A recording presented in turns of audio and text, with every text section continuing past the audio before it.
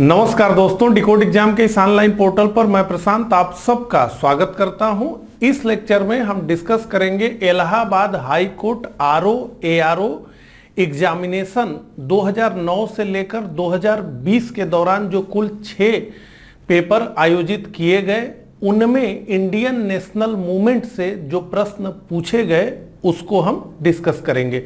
जैसा कि आप जानते हैं कि इलाहाबाद हाई कोर्ट के प्रीवियस ईयर के प्रश्न पत्रों को हम सब्जेक्ट में डिवाइड करके देख रहे हैं। इससे पहले हमने इंडियन पॉलिटी से जो 2009 से 2020 के दौरान कुल 6 प्रश्न पत्रों में प्रश्न पूछे गए थे, उन्हें एक ही लेक्चर में डिस्कस किया है।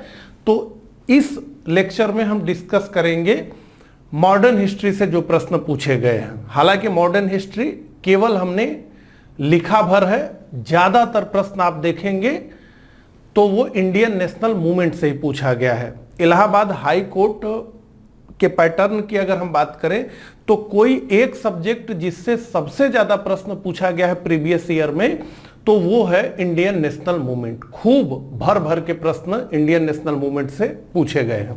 ठीक है, तो चलिए इस लेक्चर की शुरुआत करते हैं। लेकिन उससे पहले मैं आपको बताना चाहूंगा कि अगर आप Allahabad high court RO ARO की तैयारी कर रहे हैं तो हमने आपकी तैयारी को और समग्र और प्रभावी बनाने के लिए एक वीडियो लेक्चर्स प्रोग्राम बनाया है, जिसमें कि आप जुड़ सकते हैं और एकदम शुरुआत से Allahabad high court RO ARO की तैयारी आप कर सकते हैं।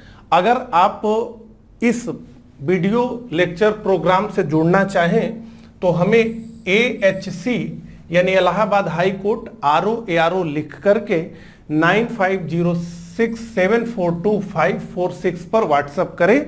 जो भी डिटेल होगी वो आपको दे दी जाएगी कि आप किस प्रकार से इस कोर्स से जुड़ सकते हैं। ठीक है, तो चलिए इसी के साथ इस लेक्चर की शुरुआत करते हैं। तो देखिए, सबसे पहले हम 2009 के प्रश्नों को देखेंगे। इसी तरह से फिर हम 2014, फिर 2016, 17, 19 और फाइनली 20 के प्रश्नों को देखेंगे। ठीक है, तो इससे एक फायदा हमें यह है कि हमें यह भी पता चलता है कि एक एग्जाम में किसी एक सब्जेक्ट से कुल कितने प्रश्न पूछे गए और जो पैटर्न है उस सब्जेक्ट का वो बढ़ रहा है या घट रहा है। ठीक है, हमने पॉलिटी में देखा कि बहुत कम प्रश्न पूछे गए थे।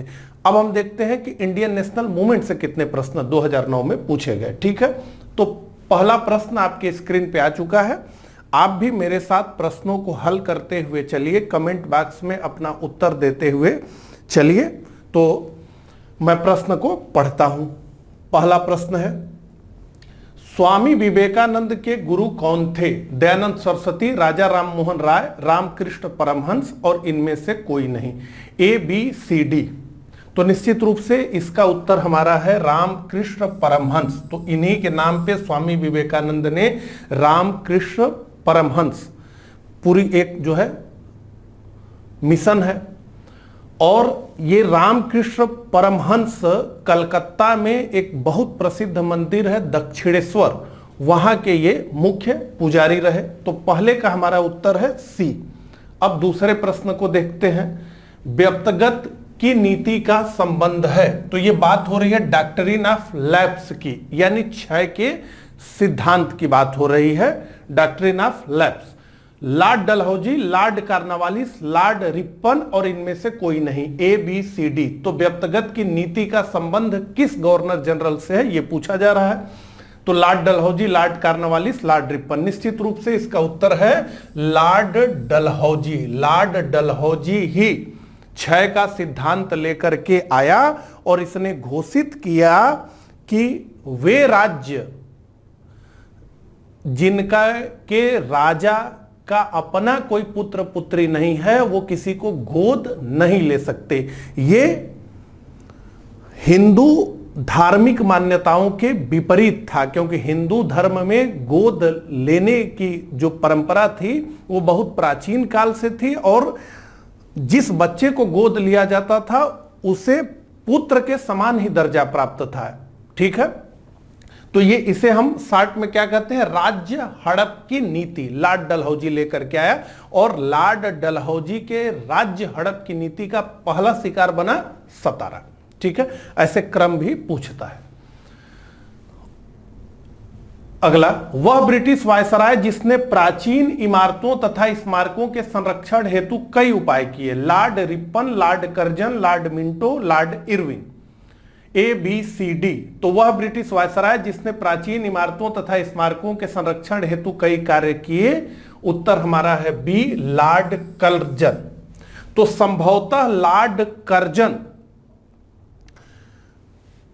भारत का सबसे नापसंद किया जाने वाला गवर्नर जनरल और वायसराय था।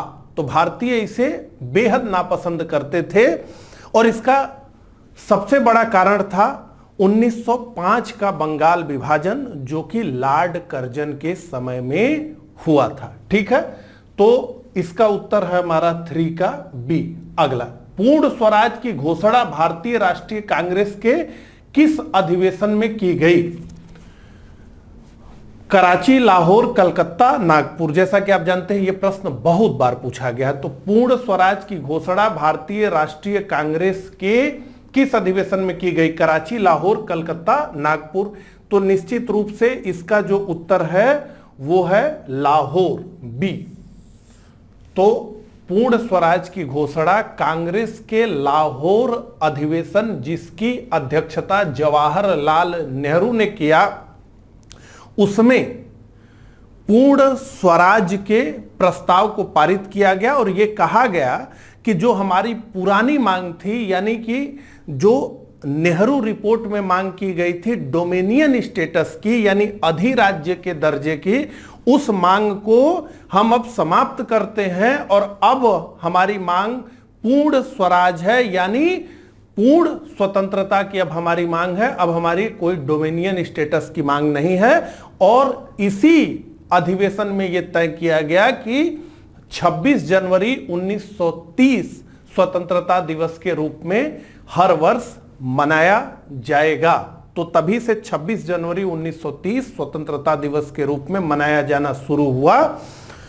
फाइनली भारत कब आजाद होगा, इसका निर्णय भारतीयों के हाथ में नहीं था, लेकिन भारत का संविधान कब लागू हो, इसका निर्णय, चूंकि भारत स्वतंत्र देश हो चुका था, इसलिए भारतीयों के हाथ में था। तो हमने यह निर्णय लिया कि ठीक है, 15 अगस्त 1947 को देश तो आजाद हो गया, लेकिन जो 26 जनवरी 1930 में हमने तय किया था प्रत्येक वर्ष की हम 26 जनवरी को स्वतंत्रता दिवस मनाएंगे, तो उसी दिन हम अपने संविधान को लागू कर दें, ताकि जो है ये दिवस भी चिर अस्थायी हो जाए। तो हमने गणतंत्र दिवस 26 जनवरी को घोषित किया। इसी की याद में जो प्रस्ताव पारित किया गया था पूर्ण स्वराज का कांग्रेस के लाहौर अधिवेशन में। ठीक है, आगे बढ़ते हैं। महात्मा गांधी की शिष्या मीराबेन का मूल नाम था Catherine Mary Hillman, Madeline Slade, Catherine Slade, Madeline Hillman. तो गांधी जी के साथ जब भी इनका आप फोटो देखेंगे तो लगेगा कि ये भी एक भारतीय महिला है। इन्होंने पूरी तरीके से स्वयं को बदल लिया था। तो ये एक जो है विदेशी महिला थी जिनको नाम दिया था महात्मा गांधी ने मीराबेन, और मेडलिन स्लेड इनका वास्तविक नाम था। अगला, इनमें से किस पाकिस्तानी नागरिक को भारत रत्न के सम्मान से पुरस्कृत किया गया है। खान अब्दुल गफ्फार खान, लिकायत अली खान, सॉरी ये खान है, M.A. जिन्ना, मोहम्मद इकबाल। ABCD। तो देखिए, इंडियन नेशनल मूवमेंट हम पढ़ते हैं तो उसमें लाल कुर्ती आंदोलन हम पढ़ते हैं, रेड शर्ट्स मूवमेंट। तो रेड शर्ट्स मूवमेंट खुदाई खिदमतगारों को कहा जाता था, चूंकि वो लाल कुर्ती पहनते थे। खुदाई खिदमतगार यानी ईश्वर के सेवक, अल्लाह के सेवक, खुदाई खिदमतगार, तो उन्हें रेड शर्ट्स कहा जाता था। तो ये पूरा NWFP north west frontier province में ये खान अब्दुल गफ्फार खान जो है खुदाई खिदमतगार आंदोलन को चला रहे थे, कांग्रेस के समर्थक थे और इन्हें यानी खान अब्दुल गफ्फार खान को सीमांत गांधी, फ्रंटियर गांधी भी कहा गया। और खान अब्दुल गफ्फार खान ये नहीं चाहते थे कि उनके क्षेत्र का विलय पाकिस्तान में किया जाए। वो या तो भारत के साथ रहते थे, ना चाहते थे, या स्वतंत्र स्टेटस वो चाहते थे अपने क्षेत्र का। और इसीलिए जब फाइनली कांग्रेस ने यह तय किया कि वो क्षेत्र भी पाकिस्तान में चला जाएगा, हालांकि वो जनमत संग्रह करके गया, लेकिन जब कांग्रेस ने बहुत रुचि नहीं दिखाई उस क्षेत्र को लेकर के, तो स्पष्ट रूप से खान अब्दुल गफ्फार खान ने कहा कि आपने हमें भेड़ियों के बीच में छोड़ दिया, यानी हमें पाकिस्तान के रहमो करम पर छोड़ दिया। खान अब्दुल गफ्फार खान, फ्रंटियर गांधी इसका उत्तर है। और ये पूरा जो है रेड शर्ट्स मूवमेंट के प्रवर्तक खान अब्दुल गफ्फार खान, 2 लोगों को भारत रत्न सम्मान दिया गया है जो कि विदेशी हैं। एक तो खान अब्दुल गफ्फार खान जो कि आजाद भारत के ही नागरिक थे, हालांकि जब विभाजन हो गया तो ये पाकिस्तान के नागरिक हो गए। और दूसरे थे नेशनल मंडेला, दक्षिण अफ्रीका के राष्ट्रपति, जो कि महात्मा गांधी से काफी प्रभावित थे। ठीक है, आगे बढ़ते हैं। सर्वेंट ऑफ इंडिया सोसाइटी की स्थापना की। सर्वेंट ऑफ इंडिया सोसाइटी से भर भर के क्वेश्चंस पूछे जाते रहे हैं सभी तरह के एग्जामिनेशन में, तो हाई कोर्ट भी उसका अपवाद नहीं दिख रहा है। रास बिहारी घोष, गोपाल कृष्ण गोखले, दादा भाई नौरोजी, इनमें से कोई नहीं। ABCD। तो सर्वेंट ऑफ इंडिया सोसाइटी की स्थापना गोपाल कृष्ण गोखले ने की थी 1905 में। और गोपाल कृष्ण गोखले भारत के प्रमुख नरमपंथी नेता थे। अगला, इनमें से किसे भारत में ब्रिटिश साम्राज्य का संस्थापक माना जाता है? अभी ये मॉडर्न हिस्ट्री से प्रश्न है, अभी तक सारे प्रश्न इंडियन नेशनल मूवमेंट से ही थे। इनमें से किसे भारत में ब्रिटिश साम्राज्य का संस्थापक माना जाता है? Lord Cornwallis, Warren Hasting, Lord Clive, Sir Thomas Roe. तो क्या पूछा जा रहा है, इनमें से किसे भारत में ब्रिटिश साम्राज्य का संस्थापक माना जाता है? तो सर थॉमस रो तो एकदम शुरुआती वाले थे जो कि अभियान लेकर के आए थे, तो ये तो नहीं हुए। कॉर्नवालिस, वारेन हेस्टिंग बाद में आए। निश्चित रूप से इसका उत्तर है लॉर्ड क्लाइव, जिसने कि प्लासी के मैदान में अंग्रेजों को जीत दिलाई। और फाइनली हेक्टर मुनरो के नेतृत्व में बक्सर के युद्ध में जब अंग्रेजों ने भारत की 3 बड़ी शक्तियों, बंगाल के नवाब, अवध के नवाब और मुगल सम्राट को हराया, तो उसके बाद 1765 में जो संधि हुई मुगल सम्राट क्लाइव और अवध के नवाब और क्लाइव के बीच 2 संधियां हुई, जिस संधि के माध्यम से ईस्ट इंडिया कंपनी को दीवानी राइट्स मिल गए बंगाल में। तो निश्चित रूप से इसका उत्तर है लॉर्ड क्लाइव। हालांकि बक्सर के युद्ध में लॉर्ड क्लाइव नहीं थे। तो कुल मिलाकर हमने देखा कि कुल 8 प्रश्न पूछे गए थे इंडियन नेशनल मूवमेंट से, और इंडियन पॉलिटी में 4 पूछे गए थे। ठीक है, तो देखिए कितना डिफरेंस है। अब 2014 के प्रश्नों को एक क्रम से हम देखना शुरू करते हैं। तो निम्नलिखित में से किसको 50 वर्ष जेल की सजा दी गई और अंडमान निकोबार की जेल में भेज दिया गया? भाई परमानंद, विनायक दामोदर सावरकर, खुदीराम बोस, उधम सिंह। निश्चित रूप से इसका उत्तर हमारा है बी, स्वतंत्र वीर विनायक दामोदर सावरकर। विनायक दामोदर सावरकर की एक प्रमुख पुस्तक है और जिसमें यह घोषित करते हैं कि 1857 की घटना एक सैनिक विद्रोह नहीं था, बल्कि भारत का प्रथम स्वतंत्रता संग्राम था। इंडिया हाउस से जुड़े रहे विनायक दामोदर सावरकर, इनको ही सजा दी गई। इनके बारे में बहुत सारी चीजें हैं पढ़ने के लिए। ठीक है, 9th का बी हमारा उत्तर है। अगला, निम्नलिखित घटनाओं में से किसके बाद रविंद्रनाथ टैगोर ने अपनी नाइटहुड की उपाधि ब्रिटिश सरकार को वापस कर दी थी? काकोरी षड्यंत्र केस, जलियांवाला बाग नरसंहार, चौरी चौरा की हिंसा, चंपारण सत्याग्रह। ABCD बहुत बार पूछा गया प्रश्न है।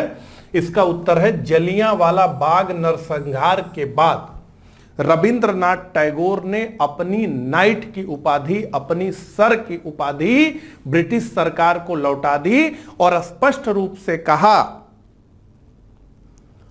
कि सम्मान के ये तमगे अब अपने अपमान के बेतुके संदर्भों में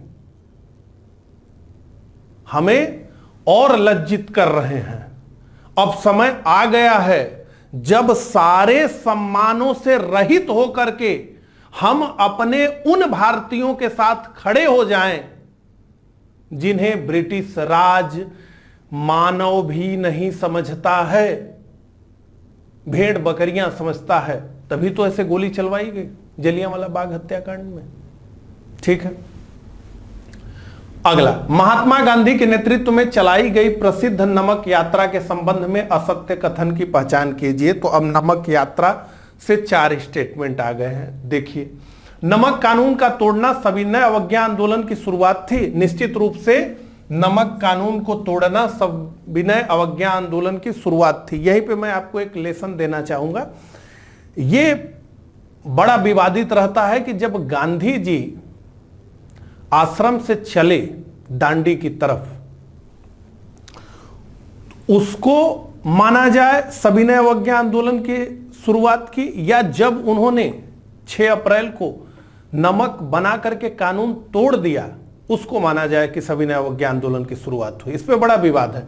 देखिए, अवज्ञा आंदोलन का मतलब यह होता है कि हम ब्रिटिश कानूनों की अवज्ञा करेंगे। तो जब गांधी जी चले तो वो किसी कानून को तोड़ नहीं रहे थे। फाइनली कानून टूटा कब? तो 6 अप्रैल को टूटा। नमक जब बना दिया, ब्रिटिश सरकार ने कहा कोई नमक नहीं बना सकता है, और गांधी जी ने बना दिया, तो उस कानून को उन्होंने तोड़ दिया। और जब कानून तोड़ दिया तभी अवज्ञा हुई, उससे पहले अवज्ञा नहीं हुई। तो 6 अप्रैल ही ऑथेंटिक इसका उत्तर है। खैर, नमक कानून का तोड़ना सविनय अवज्ञा आंदोलन की शुरुआत थी, निश्चित रूप से थी। यह यात्रा दांडी से प्रारंभ हुई तथा साबरमती आश्रम में समाप्त हुई। नहीं, यह साबरमती आश्रम से प्रारंभ हुई और दांडी में समाप्त हुई, तो यह गलत है।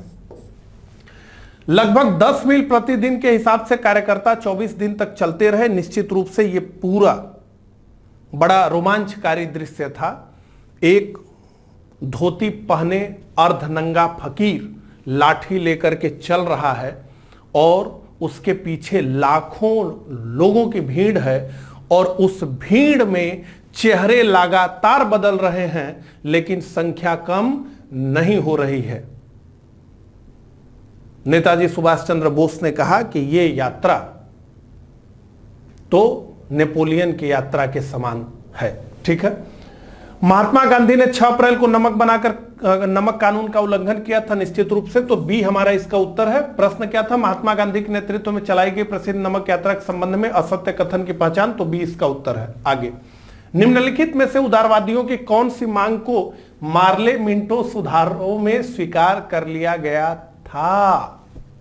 स्वशासन का विचार, भारत को एक स्वतंत्र उपनिवेश का दर्जा देना, ये सब बातें तो बहुत दूर थी। अभी उत्तरदायी सरकार की शुरुआत, ये भी बहुत दूर की बात थी। तो परिषद के आकार में वृद्धि करना, प्रारंभिक उदारवादियों की मांगे क्या थी? अधिक से अधिक ब्रिटिश संस्थाओं में भारतीयों का प्रवेश, अधिक से अधिक उत्तरदायित्व के पदों पर भारतीयों की भर्ती, विधान परिषदों के आकार को बढ़ाया जाए, ये इस तरह की मांगे थी। लेकिन जब गर्मपंथी आए तो उन्होंने कहा कि हमें ये सब कुछ नहीं चाहिए, हमें क्या चाहिए? हमें स्वशासन चाहिए। ठीक है, नीचे कुछ भारतीय सुधार आंदोलन दिए गए हैं जिन्हें सुधारवादी तथा पुनरुद्धार आंदोलनों की 2 व्यापक श्रेणियों में रखा जा सकता है। तो सुधारवादी आंदोलन और पुनरुद्धार। निम्नलिखित में से किसी एक सुधारवादी आंदोलन की पहचान कीजिए। देवबंद आंदोलन, प्रार्थना समाज, आर्य समाज, रामकृष्ण मिशन। तो इसका हमारा उत्तर है प्रार्थना समाज, जिसकी स्थापना केशव चंद्र सेन के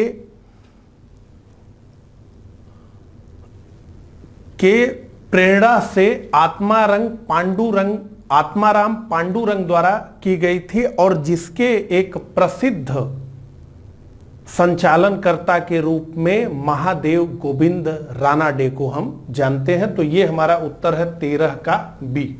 आगे बढ़ते हैं। 1905 में हुए बंगाल विभाजन के परिणाम संबंधी निम्नलिखित कथनों में से कौन सा कथन सही नहीं है? पहला, इसने हिंदुओं तथा मुसलमानों दोनों में विरोध करने की प्रबल भावना को जन्म दिया। इससे राजनीतिक दृष्टि से उन्नतिशील बुद्धिजीवी में इस शिथिलता आ गई। इससे धार्मिक वैमनस्य भड़क उठा। इससे सच्ची राष्ट्रीय भावना विकसित करने में सहायता मिली। ए बी सी डी में से हमारा जो उत्तर है वो है सी, इससे धार्मिक वैमनस्य भड़क उठा। इसे ही हम सही नहीं है ये मानेंगे। ठीक है। हालांकि ये प्रश्न कुछ इस प्रकार से बनाया गया है कि बहुत सारी मूल बातों को ये छुपा लेता है। निश्चित रूप से 1905 के बंगाल विभाजन ने हिंदुओं और मुसलमानों के बीच में एक दरार पैदा कर दी, जो कि स्पष्ट रूप से 1906 में मुस्लिम लीग के गठन के होते ही दिखी और 1909 में मुसलमानों को पृथक निर्वाचन व्यवस्था उन्हीं की मांग पर अंग्रेजों ने प्रदान कर दिया, जिसने इस दरार को और चौड़ा कर दिया।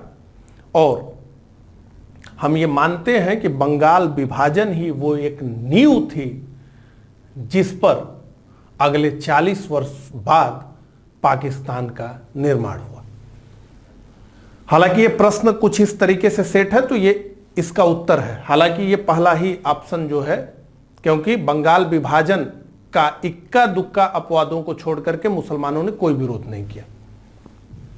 अगला, निम्नलिखित में से ब्रिटिश सरकार द्वारा दक्कन दंगा आयोग के गठन का एक कारण कौन सा था? भारतीय समाज में बदलाव लाना, दंगों के कारणों की छानबीन करना, सेना तैनात करने के बारे में सुझाव देना, दंगों का समाधान ढूंढना। निश्चित रूप से ये बहुत आसान प्रश्न है। ठीक है। भारतीय समाज में बदलाव लाना, दंगों के कारणों की छानबीन करना, सेना तैनात करने के बारे में सुझाव देना, दंगों का समाधान ढूंढना, तो निश्चित रूप से बी और डी में से हो सकता है। तो दंगों के कारणों की छानबीन करना, दक्कन दंगा आयोग। ठीक है। 15 का हमारा उत्तर है बी। आगे बढ़ते हैं। पारसी क्रांतिकारी मैडम भीखाजी कामा ने एक साप्ताहिक पत्रिका आरंभ की थी, उसका क्या नाम था? Lotus, Vande Mataram, India Swaraj. निश्चित रूप से बी इसका उत्तर है, वंदे मातरम की को ये पेरिस से निकालती थी। भारत के बाहर रह करके भारत की स्वतंत्रता के लिए जिन लोगों ने काम किया उनमें मैडम भीखाजी कामा का नाम अग्रणी है और इन्हें भारतीय क्रांति की मां की उपाधि मिली हुई है। ठीक है। अगला प्रश्न, मेल कीजिए, तो ये सुमेलन का मेल हो गया। नाना साहब यानी 1857 की क्रांति के नेता और उनका केंद्र, ये पूछा जा रहा है। तो इसमें सबसे आसान तो हमारे लिए यही है कि नाना साहब कानपुर और कुंवर सिंह बिहार। अब ये शाहमल और गुन्नू ये बहुत फेमस फैक्ट नहीं है। ऐसे इन जनरल नाना साहब, कुंवर सिंह, बेगम हजरत महल, झांसी की रानी, इन सबके केंद्र को बताया जा सकता है, लेकिन ये जो नाम है शाहमल गुन्नू ये निश्चित रूप से कम प्रसिद्ध नाम है। और ऐसे में ये दो हमें पता है, इन्हीं के आधार पे हम उत्तर निकालने का प्रयास करते हैं। तो नाना साहब 1 का 2, तो 1 का 2 हमें कहां दिख रहा है? ए में नहीं, बी में नहीं, सी में दिख रहा है। देखिए केवल एक इंफॉर्मेशन से हमें उत्तर मिल गया। 17 का हमारा उत्तर है सी। ठीक है। आगे बढ़ते हैं। निम्नलिखित में से कौन सा प्रस्ताव 1946 में जवाहरलाल नेहरू द्वारा रखे गए उद्देश्यों संबंधी प्रस्ताव ऑब्जेक्टिव्स रिजोल्यूशन का भाग नहीं था। भारत के सभी लोगों को कानून के सम्मुख समानता प्रदान की जाएगी। भारत एक स्वतंत्र संप्रभु गणराज्य है। निश्चित रूप से अल्पसंख्यकों तथा अन्य पिछड़े वर्गों को किसी प्रकार की सुरक्षा प्रदान नहीं की जाएगी। स्वतंत्र भारत की सत्ता एवं सभी शक्तियां जनता से प्राप्त होंगी। निश्चित रूप से ये नहीं, अल्पसंख्यकों तथा अन्य पिछड़े वर्गों को किसी प्रकार की सुरक्षा प्रदान नहीं की जाएगी, ये नहीं था। ये ऐसे पढ़ करके ही पता चल रहा है। सारे जहां से अच्छा हिंदोसिता हमारा, हम बुलबुले हैं इसके, ये गुलसिता हमारा पंक्ति से प्रारंभ होने वाले प्रसिद्ध गीत को किसने लिखा? ए मोहम्मद इकबाल, बी राम प्रसाद बिस्मिल, सी कैफी आजमी, डी अशफाक उल्लाह खान। तो सारे जहां से अच्छा हिंदोसिता हमारा, इसे मोहम्मद इकबाल ने लिखा। ये पाकिस्तान के राष्ट्रीय कवि के तौर पे प्रतिस्थापित हुए और जिन्होंने ये लिखा कि सारे जहां से अच्छा हिंदोसिता हमारा, उन्होंने ही 1930 में मुस्लिम लीग के इलाहाबाद अधिवेशन में स्पष्ट रूप से यह मांग रखी कि मुसलमानों के लिए एक मुस्लिम बहुमत वाला देश होना चाहिए। तो ये पहली अभिव्यक्ति थी जो 1947 में पाकिस्तान बना, उसकी इलाहाबाद मुस्लिम लीग का अधिवेशन। ठीक है, आगे बढ़ते हैं। निम्नलिखित में किस राष्ट्रीय नेता को राजनीतिक दृष्टि से उग्रवादी तथा सामाजिक मुद्दों के संदर्भ में परंपरावादी कहा गया? गोपाल कृष्ण गोखले, मदन मोहन मालवीय, लाला लाजपत राय और डी बाल गंगाधर तिलक। तो इसका उत्तर है डी बाल गंगाधर तिलक को राजनीतिक दृष्टि से उग्रवादी कहा। इन्होंने स्पष्ट रूप से यह कहा कि हमें स्वराज चाहिए, और स्वराज क्या है? मेरा जन्म सिद्ध अधिकार है और मैं इसे ले करके रहूंगा। हमें ये अधिक से अधिक भारतीयों को सरकारी नौकरियों में स्थान मिले, अधिक से अधिक भारतीय डीएम हो जाए, अधिक से अधिक भारतीयों को परिषदों में स्थान मिले, ये सब हमें नहीं चाहिए। हमें स्वराज चाहिए, और वो क्या है? वो हमारा जन्म सिद्ध अधिकार है। तो एक तरफ तो ये, और दूसरी तरफ जो ये प्रश्न है परंपरावादी, इन्होंने एज ऑफ कंसेंट बिल का विरोध किया। उन्होंने कहा कि हमारे मामलों में हस्तक्षेप करने वाले ब्रिटिश होते कौन है? ठीक है, अल्प आयु पे विवाह हो रहा है, नहीं होना चाहिए, विवाह की आयु को बढ़ाया जाना चाहिए, लेकिन यह निर्णय हमारा समाज करेगा। ये बाहरी विदेशी जो हमारे देश पर कब्जा करके बैठे हुए हैं, उन्हें हमारे मामलों को तय करने का अधिकार किसने दिया? तो इन्हें परंपरावादी कहा गया। इन्होंने लाठी क्लब की स्थापना की, शिवाजी महोत्सव, गणेश उत्सव इनके द्वारा प्रारंभ किया गया। उसका प्रयोग उन्होंने राष्ट्रीय चेतना को जगाने के लिए किया। तो बहुत सम्माननीय नाम है बाल गंगाधर तिलक, और इन्हें जनता ने लोकमान्य कह करके पुकारा है, यानी जिसकी लोगों में मान्यता हो। अगला, विद्वानों के अनुसार स्वतंत्रता के बाद गांधी जी के जीवन का श्रेष्ठतम क्षण क्या था? असहयोग और भारत छोड़ो आंदोलन में उनका योगदान। उन्होंने सांप्रदायिक शांति बहाल करने की कोशिश की, उन्हें राष्ट्रपिता की उपाधि मिली, लोगों ने उन्हें संविधान सभा बनाने का श्रेय दिया। निश्चित रूप से उन्होंने सांप्रदायिक शांति बहाल करने की कोशिश की। एक तरफ भारत को स्वतंत्रता मिली, उसके साथ ही भारत को विभाजन मिला, और उसके साथ ही पूरा देश दंगों की आग में झुलस गया। मुख्यतः पूरा देश से हमारा आशय पंजाब और बंगाल से था। नोआखली में खूब दंगे हो रहे थे, गांधी जी वहीं थे। देश जब स्वतंत्र हुआ तो ये दंगों को रोकने के लिए कार्य कर रहे थे। लॉर्ड माउंटबेटन ने कहा गांधी जी को वन मैन बाउंड्री फोर्स, यानी जो काम हजारों की संख्या की सेनाएं नहीं कर सकती, वो काम महात्मा गांधी ने कर दिखाया। हालांकि इसके बाद भी विभाजन तो भारत का हो ही गया, ऐसे महान नेता के रहने के बाद ही भी। अगला, भारत में 18वीं शताब्दी के दौरान यूरोपीय कंपनियों द्वारा स्थापित निम्नलिखित आधार स्थानों का मिलान कीजिए। तो कौन कौन सी यूरोपीय शक्तियों ने अपना कौन कौन सा सेंटर बनाया भारत में, वो पूछा जा रहा है। एक तो विदेशी कंपनी जिसे ईस्ट इंडिया कंपनी के नाम से जानते हैं, पूरा भारत ही उसका सेंटर हो गया, ठीक है। तो पुर्तगाली, डच, अंग्रेज, फ्रांसीसी, पणजी, मछलीपट्टनम, मद्रास, पांडिचेरी या पुदुचेरी। अब देखिए इस ऑप्शन को हम देखें तो हमें सबसे आसान जो याद है कि अंग्रेजों की पहले 3 प्रेसिडेंसियां, बंगाल प्रेसिडेंसी, मद्रास प्रेसिडेंसी और बंबई प्रेसिडेंसी। तो इसमें मद्रास तो निश्चित रूप से अंग्रेजों से जुड़ा है, तो 3 का हमारा उत्तर 3 है। आइए पहले ऑप्शंस देख लें। तो अगर हम ए में देखें तो हमें 3 का 3 दिखता है, बी में नहीं दिखता, सी में नहीं दिखता, डी में नहीं दिखता। तो केवल एक इंफॉर्मेशन हमारे पास है और हमारे पास उत्तर आ गया है 22 का उत्तर है हमारा ए। 22 का उत्तर है हमारा ए। इसलिए इस तरह के जो सुमेलन वाले प्रश्न होते हैं उसमें घबराने की जरूरत नहीं है।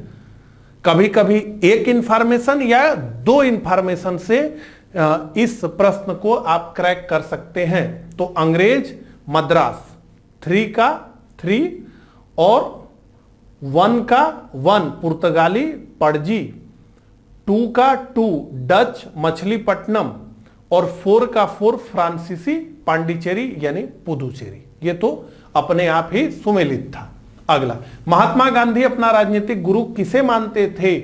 एमजी रानाडे, दादा भाई नौरोजी, बाल गंगाधर तिलक, गोपाल कृष्ण गोखले। तो महात्मा गांधी अपना राजनीतिक गुरु प्रमुख नरमपंथी नेता गोपाल कृष्ण गोखले को मानते थे। हालांकि महात्मा गांधी गोपाल कृष्ण गोखले द्वारा प्रारंभ किया गया सर्वेंट ऑफ इंडिया सोसाइटी की सदस्यता इन्होंने ग्रहण नहीं की, तो उसके सदस्य नहीं रहे, लेकिन ये गोपाल कृष्ण गोखले को अपना राजनीतिक गुरु मानते थे। तो 23 का उत्तर है डी। तो इस तरीके से 2014 तक के प्रश्नों को हमने देखा।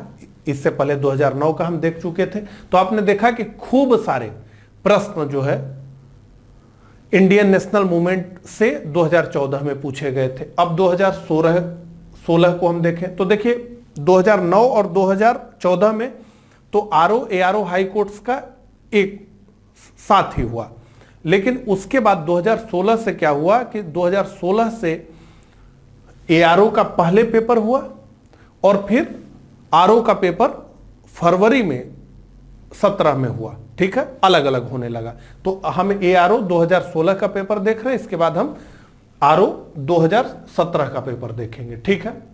अगला, शिशिर कुमार घोष द्वारा वर्ष में इंडियन लीग की स्थापना की गई जिसका उत्तराधिकार बाद में कलकत्ता के इंडियन एसोसिएशन ने हासिल कर लिया था। तो शिशिर कुमार घोष द्वारा ... 1876 ए, 1877 बी, 1878 सी और 1875 डी।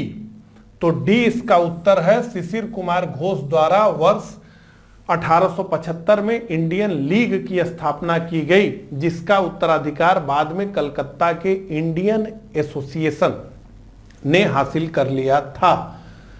अगला, निम्नांकित में से कौन सा मुस्लिम आंदोलन मानवता के एक वैश्विक धर्म को मानता था एवं जिहाद के खिलाफ था? अहमदिया आंदोलन, टीटू मीर आंदोलन, फरेजी आंदोलन, बहाबी आंदोलन। तो इसका उत्तर है बहाबी आंदोलन, डी, ठीक है। अगला, किसके शासनकाल में कलकत्ता के डायमंड हार्बर के मध्य पहली टेलीग्राफ लाइन की शुरुआत की गई? Lord Dalhousie, Lord Wellesley, Lord William Bentinck, Lord Cornwallis. अभी तक जो भी हमने प्रश्न देखे उससे हमें एक सीख ये मिली कि गवर्नर जनरल से काफी प्रश्न जो है हाई कोर्ट आरओ में पूछे जाते हैं। इसलिए इस एग्जाम की तैयारी करने में गवर्नर जनरल से संबंधित महत्वपूर्ण तथ्यों को हमें अलग से पढ़ना चाहिए। तो Lord Dalhousie, Lord Wellesley, Lord William Bentinck, Lord Cornwallis. तो लॉर्ड डलहौजी इसका उत्तर है ए, लॉर्ड डलहौजी चाहे वो रेल की बात हो या डाक टिकट वगैरह की बात हो, ये सब इसी के समय में हुआ।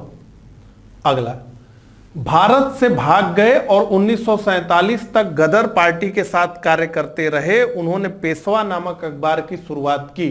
तो कौन थे?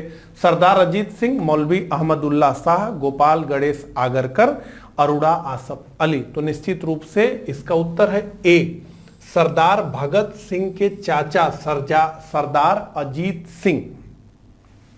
इसका उत्तर है ए। अगला, ब्रिटिश शासन के दौरान निम्नलिखित में से कौन 1921 में मंत्री बनने वाले प्रथम भारतीय थे? अब देखिए, ये जो प्रश्न है, इस तरह के प्रश्न नहीं बनाए जाने चाहिए। जब दैव शासन व्यवस्था आया 1919 के अधिनियम के माध्यम से, तो प्रत्येक प्रांत में भारतीय भी मंत्री बनने लगे। 2 सब्जेक्ट्स बनाए गए, एक रिजर्व और एक ट्रांसफर।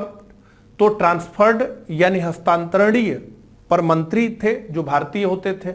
लेकिन अब इस तरह का भी प्रश्न पूछा जा रहा है, इसका बहुत मतलब नहीं है, लेकिन इसका उत्तर है सुरेंद्र नाथ बनर्जी। सुरेंद्र नाथ बनर्जी जो कि आईसीएस अधिकारी थे, हालांकि कुछ आरोप लगाकर करके इनको इनकी नौकरी से हटा दिया गया। तो इन्होंने सिविल सर्विसेज आंदोलन चलाया। उसके बाद जो पूरा आंदोलन चला उस दौरान बंगाल में, उसके ये नेतृत्व करता रहे। तो ये बहुत महत्वपूर्ण नाम सुरेंद्र नाथ बनर्जी का।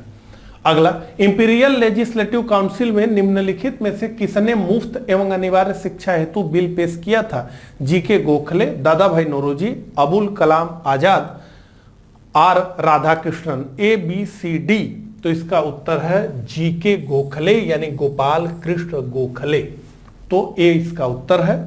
अगला, अमीर जमींदारों के द्वारा भूमिहीन कामगारों को जमीन उपहार में देने की भूदान योजना किसके द्वारा प्रारंभ करवाई गई थी? तो भूदान आंदोलन के प्रवर्तक कौन थे, ये प्रश्न है। आचार्य नरेंद्र देव, राजनारायण, मेधा पाटेकर, आचार्य विनोबा भावे। तो निश्चित रूप से इसका उत्तर हमें पता है, आचार्य विनोबा भावे ने भूदान आंदोलन प्रारंभ किया और लाखों एकड़ जमीनें इन्होंने इकट्ठा कर ली। बड़े बड़े जमींदारों से, बड़े बड़े भूपतियों से इन्होंने कहा कि गरीबों को स्वेच्छा से जमीन दान कर दीजिए, और बहुत सारे जमींदारों ने, भूपतियों ने इनके कहने मात्र से अपनी जमीनें गरीबों के लिए दान की। हालांकि भूदान आंदोलन में जो जमीनें प्राप्त हुई थी उसका हस्तांतरण ठीक प्रकार से नहीं हो पाया। तो ये आंदोलन